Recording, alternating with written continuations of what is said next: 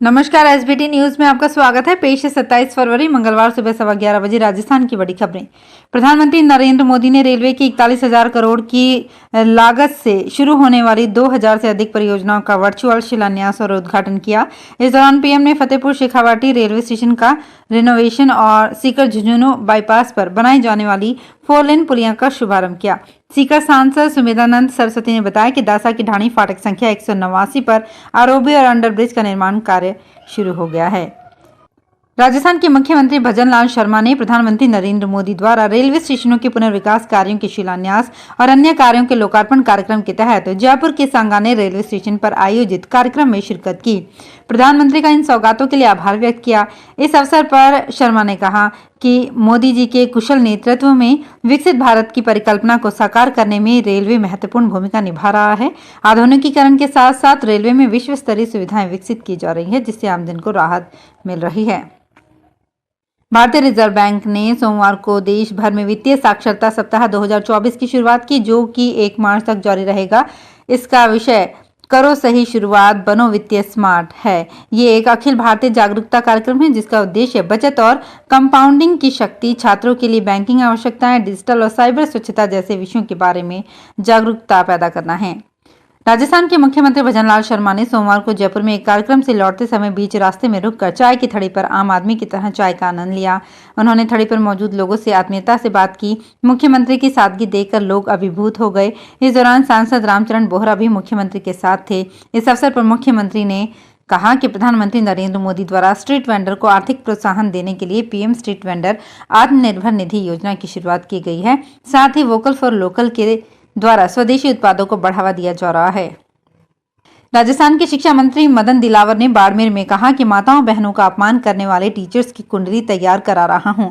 उनकी संपत्तियों की पहचान कर नेस्तनाबूद करूंगा। शिक्षा मंत्री मदन दिलावर, यूडीएच मंत्री झावर सिंह खर्रा सोमवार दोपहर 1 बजे बाड़मेर में आदर्श विद्या मंदिर शिक्षण संस्थान के स्कूल की भूमि पूजन और शिलान्यास कार्यक्रम में शामिल होने पहुंचे थे। इस दौरान उन्होंने कहा कि मैंने संकल्प लिया है, जिन टीचर्स ने माताओं बहनों का अपमान और दुराचार किया है, उनकी कुंडली तैयार करवा रहा हूँ। उन्होंने अगर अवैध तरीके से या सरकारी नियमों की अनदेखी कर संपत्ति बनाई है तो उन्हें नेस्तनाबूद करूंगा। राजस्थान की उप मुख्यमंत्री दिया कुमारी की मौजूदगी में महिला एवं बाल विकास विभाग एवं चिल्ड्रन इन्वेस्टमेंट फंड फाउंडेशन के बीच फिर 5 साल के लिए समझौता हुआ है।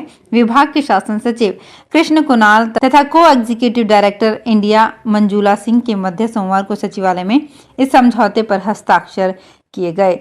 प्रदेश में सीआईएफएफ इस एमओयू के तहत अगले 5 साल में महिला एवं बाल विकास विभाग सहित विभिन्न विभागों के साथ मिलकर 350 करोड़ रुपए का बजट खर्च करेगा। इसमें किशोरियों, महिलाओं और बच्चों के पोषण में सुधार के लिए कार्य किए जाएंगे। नारी शक्ति सर्वोच्च अवार्ड से सम्मानित doctor Ruma Devi Dubai UAE में गल्फ महाराष्ट्र बिजनेस फोरम की ओर से आयोजित ग्लोबल बिजनेस कॉन्क्लेव में बतौर सेलिब्रिटी स्पीकर पहुंची। रूमा देवी ने 20 देशों के 800 से अधिक प्रोफेशनल्स को संबोधित करते हुए कहा कि भारत यूएई में व्यापार सहयोग दिनों दिन बढ़ रहा है। वर्तमान इंटरनेशनल मार्केट में इंडियन के लिए असीमित संभावनाएं हैं। इसका फायदा हर उद्यमी को लेना चाहिए। राजस्थान में निवेश के लाभ बताते हुए कहा कि राजस्थान में इंफ्रास्ट्रक्चर और कुशल युवा वर्ग तेजी से बढ़ रहा है। आपको बता दें कि इससे पहले बीते माह 27 और 28 जनवरी को रूमा देवी यूएई के अबू धाबी में चार्टर्ड अकाउंटेंट्स के चैप्टर आईसीएआई के 35वें अंतर्राष्ट्रीय वार्षिक सम्मेलन को संबोधित करने संयुक्त अरब अमीरात आई थी। रेलवे बोर्ड ने सुजानगढ़ सालासर से खाटू श्याम जी के बीच में रेल लाइन बिछाने के लिए सर्वे करने के लिए स्वीकृति जारी कर 1,12,50,000 रुपए की वित्तीय स्वीकृति दी है। 2 धार्मिक स्थल के बीच रेल लाइन के सर्वे को लेकर रेलवे बोर्ड की मंजूरी मिलने से श्रद्धालुओं में खुशी है। जोधपुर मंडल के सुजानगढ़ रेलवे स्टेशन पर उतरकर श्रद्धालु निजी बसों से सालासर पहुंचते हैं। इसी प्रकार खाटू श्याम जी के दर्शन के लिए बस में यात्रा करनी पड़ती है। दोनों ही स्थानों पर प्रतिवर्ष लाखों श्रद्धालु दर्शनार्थ पहुंचते हैं। इसके लिए मेड़ता रोड बीकानेर रेल मार्ग के मध्य नोखा से सुजानगढ़ और सुजानगढ़ से खाटू श्याम जी तक रेल लाइन बिछाने की लंबे समय से मांग उठ रही थी। बाड़मेर के महावीर नगर में आदर्श शिक्षण समिति के नवीन स्कूल का भूमि पूजन और शिलान्यास समारोह में शिक्षा मंत्री मदन दिलावर, यूडीएच मंत्री झावर सिंह खर्रा पहुंचे। सोमवार को नवीन स्कूल का मंत्रोच्चार के साथ पूजन किया गया। बिल्डिंग निर्माण के लिए भामाशाहों ने हाथों हाथ घोषणा की। इसके बाद समिति की ओर से भामाशाहों का सम्मान भी किया गया। अजमेर के सरकारी जवाहरलाल नेहरू हॉस्पिटल में रेजिडेंट डॉक्टर और मरीज के परिजनों के बीच जमकर लात घुसे चले। मामला बढ़ता देख डॉक्टर्स ने हड़ताल की चेतावनी दे डाली और सुपरिटेंडेंट से शिकायत कर कड़ा एक्शन लेने की मांग की है। मामला सोमवार दोपहर करीब 1 बजे मेडिकल आईसीयू का है।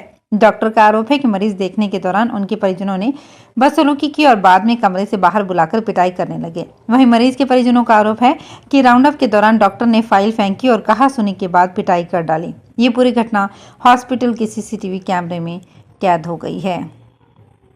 झारखंड प्रदेश कांग्रेस को एक बड़ा झटका लगा है। सिंहभूम से सांसद और झारखंड पूर्व सीएम मधु कोड़ा की पत्नी गीता कोड़ा सोमवार को कांग्रेस छोड़कर बीजेपी में शामिल हो गई। बताया जा रहा है कि बीते कुछ दिनों से वो गठबंधन से नाराज चल रही थी। रांची में बीजेपी पार्टी ऑफिस में प्रदेश अध्यक्ष बाबूलाल मरांडी ने उनका पार्टी में स्वागत किया। इस दौरान नेता प्रतिपक्ष उमर बावरी भी मौजूद रहे। कोटपुतली में अपने मताधिकार का इस्तेमाल कर ग्रामीणों ने गांव से शराब ठेके की छुट्टी कर दी। अब 1 अप्रैल से इस गांव में शराब का ठेका बंद हो जाएगा। मतदान में ग्राम पंचायत के लोगों ने उसी जोश से हिस्सा लिया जितना जोश पंचायत, विधानसभा और लोकसभा चुनाव में दिखाते हैं। मामला कोटपुतली बहरोड जिले के कोटपुतली शहर से 10 किलोमीटर दूर कांसली गांव पंचायत का है। गांव की महिलाएं और लोग शराब का ठेका हटाना चाहते थे। कई बार शिकायत कर चुके थे। जिला कलेक्टर ने आदेश दिया कि 26 फरवरी को गांव में चुनाव करवाया जाए। अगर शराब का ठेका हटाने के पक्ष में 50% से ज्यादा वोट पड़े तो ठेका हटा दिया जाएगा। इसके बाद शराब का ठेका हटाने के लिए मतदान की लहर बनी। सोमवार को सुबह से ही दूरदराज के इलाकों से गाड़ियों में बैठकर महिलाएं गीत गाते हुए अपने मताधिकार का उपयोग करने पहुंची। कांसली पंचायत भवन से 100 मीटर दूर सरकारी स्कूल को मतदान स्थल बनाया गया था। राजस्थान कर्मचारी चयन बोर्ड के अध्यक्ष आलोक राज ने सीएचओ और संगणक के अभ्यर्थियों को परीक्षा से पहले एक्स प्लेटफॉर्म पर पोस्ट कर चेताया है। उन्होंने बताया कि एग्जाम सेंटर में परीक्षार्थियों को कैसे जाना चाहिए। राजस्थान कर्मचारी चयन बोर्ड द्वारा संगणक परीक्षा और सीएचओ परीक्षा 3 मार्च को आयोजित होनी है, जिसके बाद एडमिट कार्ड अभ्यर्थी सोमवार शाम 6 बजे से डाउनलोड करने गए। युवा कार्यक्रम एवं खेल मंत्रालय भारत सरकार के नेहरू युवा केंद्र संगठन के राष्ट्रीय युवा स्वयंसेवकों ने नियमितीकरण की मांग को लेकर ज्ञापन सौंपा। ज्ञापन में बताया गया कि राष्ट्रीय युवा स्वयंसेवक केंद्र व राज्य सरकार की जन कल्याणकारी योजनाओं को घर घर तक ग्रामीण क्षेत्रों में संचालित कर नव युवक मंडलों के माध्यम से अपने कार्यक्रम आयोजित कर आमजन को जागरूक करते आ रही हैं। कोरोना काल में भी कोरोना योद्धा के रूप में आगे आकर काम किया था। तो फिलहाल इस बुलेटिन में इतना ही। फिर हाजिर होंगी कुछ और बड़ी खबरों के साथ।